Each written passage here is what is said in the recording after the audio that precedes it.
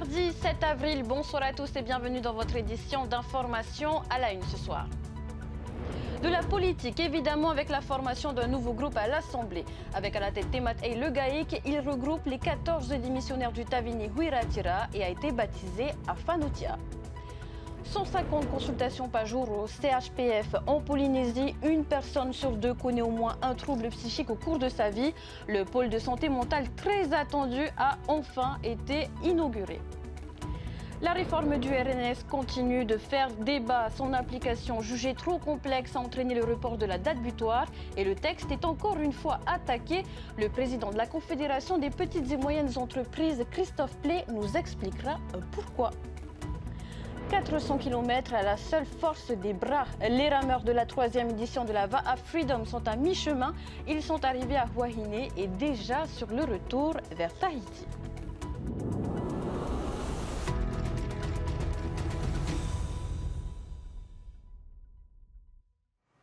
Afanotia, c'est le nom du nouveau groupe officiellement créé à l'Assemblée, composé des 14 dissidents du Tavini Huiratira. Le Tavini qui ne compte désormais plus que 23 représentants, une situation qui devrait avoir des répercussions à très court terme. Laure Philibert, Santina. Afanotia est le 3e groupe qui trouve sa place dans l'hémicycle de Tarahui. Créé jeudi dernier, il est présidé par Temat Ey Le Gaïk et compte pour l'heure 14 représentants.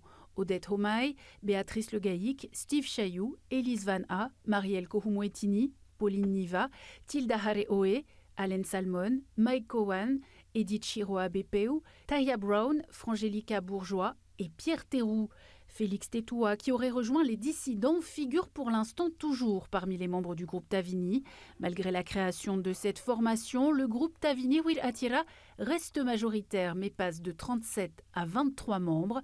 Le Tapura Huiratira demeure la seconde force politique de Tarahui avec 16 représentants. Afanotia rallie donc 14 élus et 4 représentants restent non inscrits. La dernière commission de l'économie avant le renouvellement de la composition de l'ensemble des commissions législatives jeudi s'est tenue cet après-midi en comité restreint. Sur la relation humaine, ça se passe très bien. De toute façon, si les idées se divergent, elles restent sur les idées, mais pas sur les relations personnelles, je veux dire. Humainement, on se dit bonjour, il n'y a pas de souci. Le groupe Afanotia a choisi la couleur bleu roi pour le représenter, mais on ne sait pas encore où vont siéger ses membres dans l'hémicycle, ni où seront installés leurs bureaux. On ne sait pas non plus si au-delà du groupe, un parti est en gestation et si les membres dissidents ont aussi démissionné du parti indépendantiste. Alors déjà demain, à 10h30, on a convié les presses locales afin de venir à la conférence de presse que le groupe Afanotia va donner. Il faut qu'on rassure quand même la population sur cette démarche démocratique, je veux dire démocratique, et être serein aussi et apaisé par rapport à tous les propos, sans nous justifier, mais apaisé. Principaux points à l'ordre du jour de l'ouverture de la session administrative jeudi, l'élection des membres de la commission permanente et des représentants au sein des commissions législatives. La présidence de ces commissions est également en jeu, un calendrier qui risque de tendre encore davantage le rapport de force dans cette assemblée recomposée. Prévu depuis 15 ans, le nouveau pôle de santé mentale du CHPF est enfin inauguré. Dès la semaine prochaine, il accueillera ses plus jeunes patients avec l'ouverture prochaine du pôle de lutte contre les addictions, une structure à 5 milliards de francs pour faire face à des besoins croissants. En 2017 déjà, près d'un Polynésien sur 2 avait connu un trouble psychique. Présentation des lieux avec Nicolas Pérez. Cette inauguration marque un tournant dans la prise en charge de la santé mentale en Polynésie. Une infrastructure flambant neuve de 4000 m² à proximité du bâtiment principal du CHPF qui permettra une meilleure coordination des services dédiés. Et plus adapté pour développer les activités thérapeutiques aussi bien pour les jeunes enfants que pour les adolescents. Mais il va à terme aussi donc accueillir de l'activité de consultation d'addictologie, puis des activités hospitalières, donc de l'hospitalisation d'addictologie, et renforcer donc du coup les communications entre la pédopsychiatrie, la psychiatrie adulte et l'addictologie. Et donc, en mettant en commun nos compétences, on soigne forcément d'autant mieux. Une dynamique essentielle puisque selon une étude réalisée en 2017, 42,8% des Polynésiens ont déjà présenté un problème psychique au cours de leur vie. Les besoins en santé mentale continue en fait de progresser de façon exponentielle, simplement peut-être aussi parce qu'il y a une levée du tabou, on en parle plus, donc il y a des choses qui sont plus visibles, on rend plus visible la santé mentale, on en parle, ce qu'on ne faisait peut-être pas encore il y a 20 ans en arrière. Il y a un besoin qui émerge, qui est là, qui est latent, mais qui s'exprime et auquel il faut pouvoir apporter donc, du coup, des réponses coordonnées, intelligentes, efficientes. Et c'est tout l'enjeu qu'on va essayer donc, de relever sur ces prochaines années. Des locaux pensés et aménagés pour mieux absorber les 150 consultations et 60 hospitalisations quotidiennes. Mais le CHPF mise aussi sur la prise en charge à domicile. Avec cette nouvelle offre qui se développe en milieu ouvert, ça permet de mieux prévenir les situations de crise, par exemple, et de prendre en charge plus tôt des situations de santé mentale. Mais pour qu'un patient soit pris en charge dans les meilleures conditions, il faut aussi que le personnel soignant soit dans de bonnes dispositions. Nous avons aussi recruté davantage au niveau de la médecine du travail, une psychologue et un ingénieur de gestion des risques professionnels qui ont été recrutés cette année pour renforcer la médecine du travail et être au plus près des besoins de santé mentale du personnel. La santé mentale en Polynésie coûte plus de 2 milliards de francs chaque année, un budget qui a doublé en l'espace de 5 ans.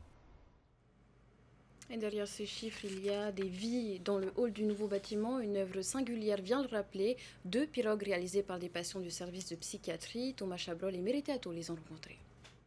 Dans cet atelier d'ergothérapie, 9 patients atteints de troubles psychiatriques façonnent pièce après pièce 2 œuvres. Thème choisi, la pirogue, symbole du voyage et du lien.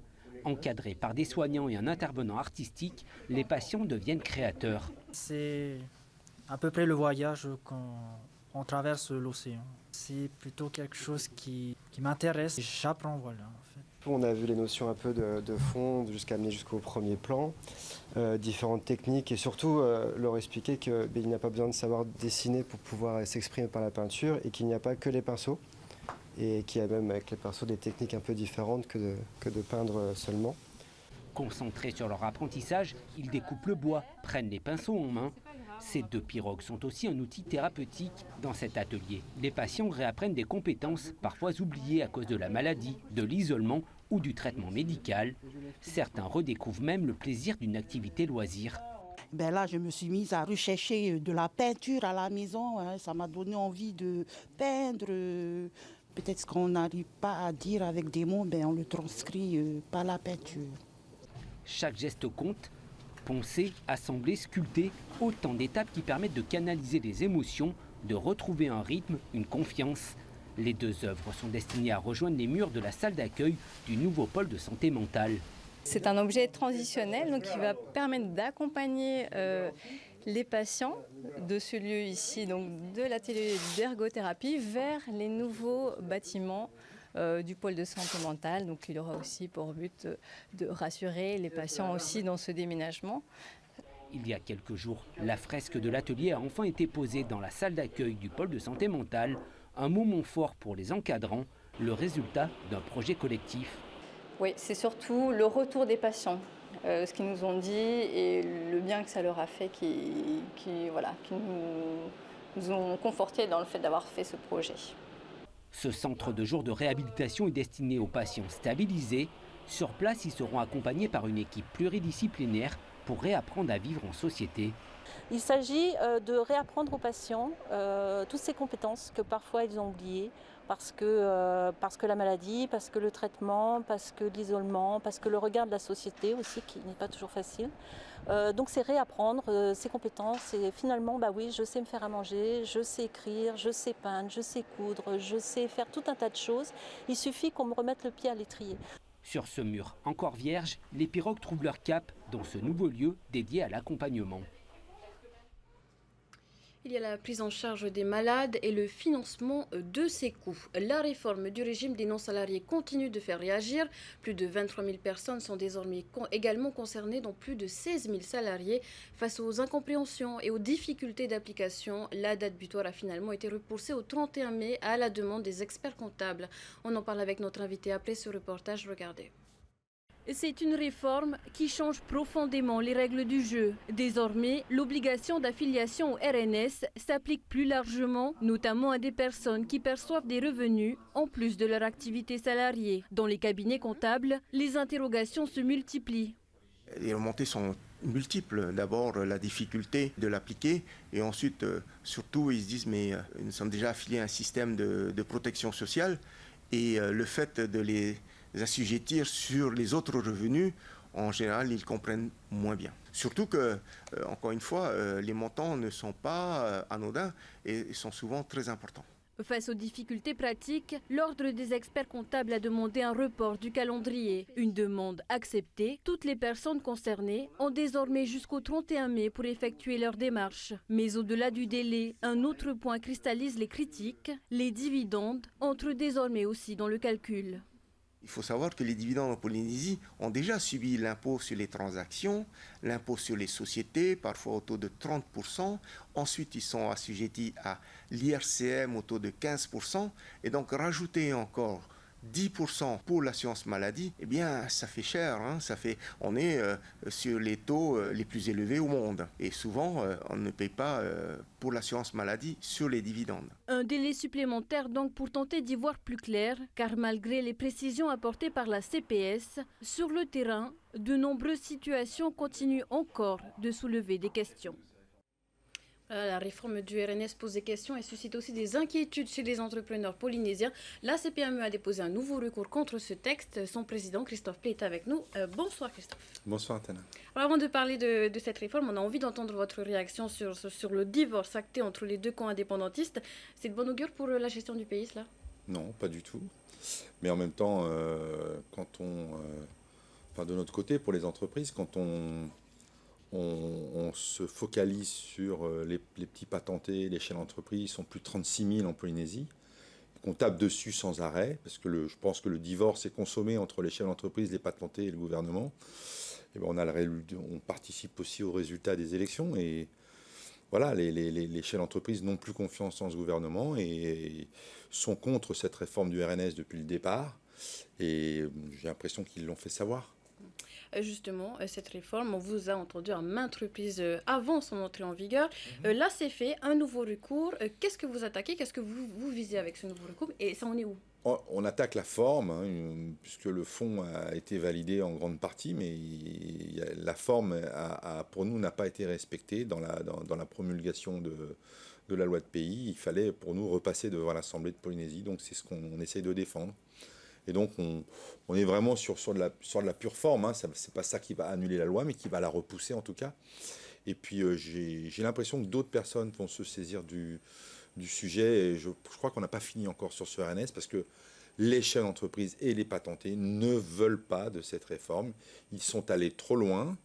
Ils sont sur un modèle métropolitain qui consiste à mettre de l'impôt et toujours plus d'impôts sur les entreprises, sur des gens qui travaillent 14, 15, 16 heures par jour. On le voit bien sur les réactions de nos adhérents qui sont furieux contre cette réforme. Et donc, on n'en a pas fini avec cette réforme. Ils entendent cette volonté d'équité présentée par le gouvernement? Mais il n'y a pas de volonté d'équité. Où il y a de l'équité? Vous demandez à des gens qui prennent tous les risques, qui montent leur entreprise, qui parfois n'ont pas touché d'argent pendant des années, qui travaillent 15 heures par jour, le samedi et le dimanche, et vous parlez d'équité, mais par rapport à qui? À qui et comment, Athéna? Alors, c'est le gouvernement qui défend cette idée d'équité.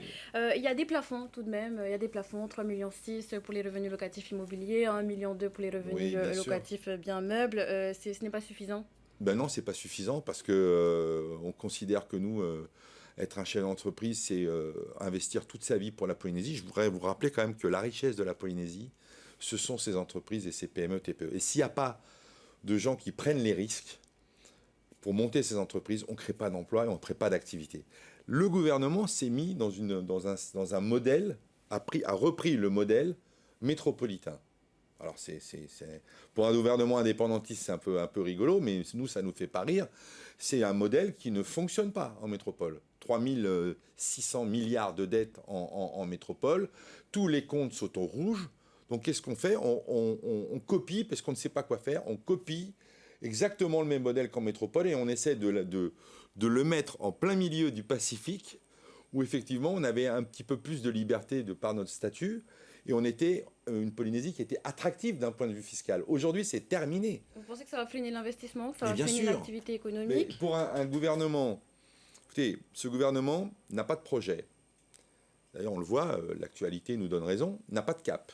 Ils ont présenté leur cap. Le cap, c'est que le marché du travail est complètement dérégulé. Travail au noir, travail clandestin, aucune rentrée pour la CPS. Le tourisme, on nous parle de 600 000 touristes, on passe maintenant à 400 000. Et tant qu'on n'aura pas construit des hôtels, on n'aura pas des projets, eh bien, je peux vous garantir que l'objectif du tourisme ne sera jamais atteint. Je dis bien jamais. Donc, si vous voulez, il y a plein de choses comme ça. Aujourd'hui, on est dans une situation critique parce qu'il faut intervenir sur les carburants. Hein, on met 13 milliards. Mais j'ose vous rappeler qu'il faut aussi aller combler tous les satellites qui sont déficitaires. ATN, l'OPT, l'OPH. Vous pensez quoi de ce bouclier le FFPH, abonder le FFPH? Non mais c'est bien, c'est une situation de crise, ça protège les Polynésiens. Je ne suis pas contre. Et jusqu'à quand? Sauf qu'à un moment donné, on ne fait pas de projet avec de la valeur ajoutée. On ne va que compenser les pertes de nos établissements publics et d'aider les Polynésiens. C'est bien, mais à un moment donné, il faut aussi avoir des projets à forte valeur ajoutée pour la Polynésie française. Alors rapidement, Christophe Pley, là on parle de la réforme du RNS, mais il me semble qu'il y a une autre réforme qui est dans les tuyaux. Oui, ben, l'impôt sur les transactions. Qu'est-ce qu'elle prévoit en préparation au ministère de l'économie. Ben, écoutez, on va transformer l'impôt sur les transactions sur un simili IS, impôt sur les sociétés. Et je vous annonce que la douloureuse n'est pas terminée pour les chefs d'entreprise et pour les patentés. Oui, quelles conséquences concrètement? Il va y avoir des taxations qui sont prévues sur les SCI, donc on attend le projet définitif, mais d'ores et déjà, les organisations patronales sont vent debout. On trouve que ça fait beaucoup, si vous voulez. On aimerait bien qu'on laisse un petit peu les chefs d'entreprise tranquilles, et puis qu'on revienne à quelque chose de plus polynésien. Aujourd'hui, on a un peu oublié, on veut rentrer de l'argent, on confond. On avait avant la fiscalité à la DICP, maintenant la fiscalité, elle sera à la CPS. Donc les Polynésiens ne comprennent plus rien et ils vont à la CPS. La CPS n'est pas prête. Ils ne comprennent plus rien lorsqu'on demande de déclarer, puisqu'il y a toujours quelque chose qui vient se rajouter dans les formulaires. Les gens n'y comprennent rien. Et donc, nous, ce qu'on demande, c'est le retrait de ce texte. Quand on n'est pas capable de mettre un texte simple polynésien, on ne fait pas. On fait autre chose. On nous met un impôt sur la DCP, créer un nouvel impôt à la DCP, qui soit clair. On met un impôt à la DCP. Les Polynésiens ont l'habitude de payer à la DCP. Il n'y aura pas de problème. Bon, en tout cas, ce sont des dossiers qui sont loin d'être clos. Christophe Pley, merci d'avoir été avec nous ce soir, d'avoir répondu à nos questions. De rien, Téna. Devoir de mémoire honoré d'une manière sportive au RIMAP pour le 80e anniversaire du retour des Tamaris volontaires sur leur terre natale. 300 km d'efforts en 5 épreuves. Léa Gugelman nous explique la symbolique. Partis à minuit avec des conditions favorables, les rameurs à Freedom ont évolué pendant plus de 5 heures dans l'obscurité. Une nouvelle expérience pour la plupart d'entre eux. C'était aussi une première pour moi et ça s'est bien passé quand même. On a bien ramé tout le monde et on retient que du positif. C'est la première fois, mais j'étais plutôt confiant, on était bien sécurisés. C'est ça, on ne voit rien, on se fie au coach avec les bateaux suiveurs, on l'écoute et on rentre. Aux alentours de 10 h ce matin, Huahine est apparu au loin. 80 km restaient à parcourir avant d'atteindre la pointe sud. Comme tu vois, on va Huahine, hein. On va Huahine, on voit la pointe. Donc, au lieu de rentrer par la droite, on va rentrer par la gauche pour aller plus vite, plus tôt. Hein. Et puis, on estime arriver d'ici à 15 h, on sera sur la pointe de Huahine. Conditions idéales quand même? Super, les conditions. Les équipages se sont relayés tour à tour toutes les 2 heures en profitant d'une houle portante jusqu'à atteindre Huahine à 15 h qu'ils ont contourné dans la foulée.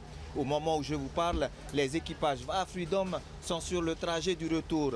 Le défi de l'équipe, ramer 12 heures dans l'obscurité totale jusqu'à Tahiti. Leur arrivée est prévue entre midi et 16 h demain au Motu de Haroué.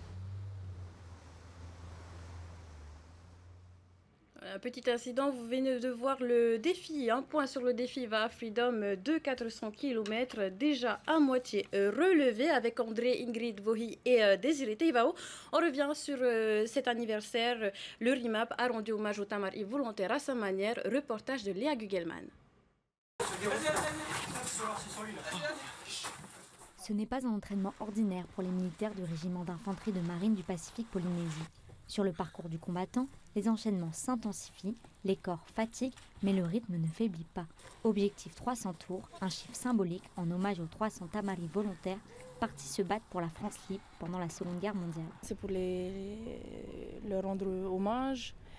Et puis, je pense qu'on est tous inspirés, même ceux qui ne sont pas forcément dans le milieu. On se rappelle de ce qu'ils ont fait. On est quand même touchés. Et puis, moi, c'est un peu pour ça que j'ai continué dans le milieu militaire. Dépassement de soi, esprit de corps et goût de l'effort, ce sont les 3 valeurs qui ont rythmé les 5 épreuves, représentant les 5 années de déploiement des combattants du FENUA. L'idée, c'était de collectivement effectuer 300 km sur différentes disciplines sportives, telles que le parcours d'obstacles, la course à pied, la marche, le VA et la natation. C'était important de mettre en avant les disciplines à la fois militaires, mais également la culture polynésienne à travers la pirogue polynésienne, le VA. À travers ces exploits sportifs, c'est l'assurance que l'histoire des Tamaris volontaires ne tombe pas dans l'oubli, 80 ans après leur retour en Polynésie. L'histoire, elle se vit encore aujourd'hui. Aujourd'hui, le régiment est l'héritier des Tamaris volontaires. L'engagement que les Haïtos du Pacifique ont eu il y a plus de 80 ans, ils continuent aujourd'hui. Et donc, c'est une manière de leur rendre hommage. Et puis de rappeler également à leurs familles, qui sont encore très présentes sur le FENUA, qu'on ne les oublie pas. Une commémoration qui se poursuit dans les semaines à venir, avec un spectacle mémoriel le 5 mai, puis des journées portes ouvertes le 9 mai à la caserne Broche.